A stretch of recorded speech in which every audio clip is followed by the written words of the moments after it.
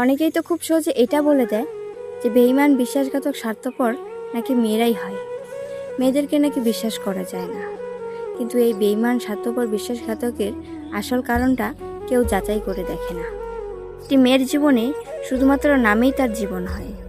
জীবনের শুরু থেকে শেষ পর্যন্ত অন্যের ইশারায় চলতে হয়। ছেলেরা একটু কষ্ট পেলেই তাদের কষ্টের কথা অন্যের সাথে শেয়ার করে, কিন্তু মেয়েরা হাজার কষ্ট পেলেও চুপচাপ সহ্য করে নেয়।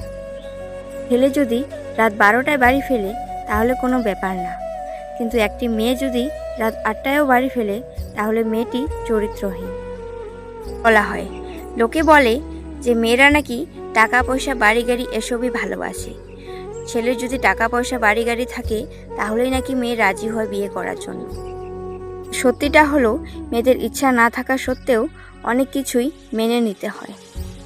এটা ঠিক যে মেয়েরা ভালো অভিনয় করতে পারে, তারা মন থেকে ভালো না থাকলেও সবার সামনে ভালো থাকার অভিনয়টা ঠিকই করতে পারে। এরা একটু কষ্ট পেলেই কান্না করে ফেলে, তার মানে এই নয় যে মেয়েটি অভিনয় করছে। যে মানুষটাকে সে সব থেকে বেশি ভালোবাসত, বিশ্বাস করত, সেই মানুষটাই তাকে কষ্ট দিয়েছে। এদের জীবনটা সত্যি একটা মোমবাতির মতো হয়, নিজে জ্বলে যাওয়া সত্ত্বেও অন্যকে আলোকিত করে। আজব দুনিয়া না, যেখানে সবাই স্বাধীন মতো চলে যায়, এরা কিছু করতে গেলেই অন্যের পারমিশন নিতে হয়। এদের জীবনটা যতটা সহজ মনে হয় ততটাও সহজ নয়। ছোটবেলা থেকে মা বাবার স্নেহ, ভালোবাসা বড় হলেও একদিন সব কিছু ছেড়ে অন্যের ঘরে চলে যেতে হয়।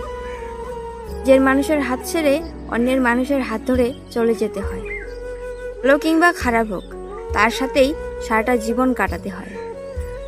এটা ঠিক যে মেয়েরা খুব সহজে কাউকে ভালোবাসে না, কিন্তু যদি কাউকে একবার মন থেকে ভালোবেসে যায়, কে কি বলছে, কে কি ভাবছে, কে কি বলবে সেটা নিয়ে পরোয়া করে না। এদের মন বোঝাটা খুব সহজ নয়, কারণ মেয়েরা হাজার দুঃখ কষ্ট থাকলেও সবার সামনে হেসে হেসে কথা বলে যায়। জানি না মেয়েদের কষ্টটা কেন কেউ বুঝতে চায় না, নাকি বুঝেও না বোঝার ভান করে যায়।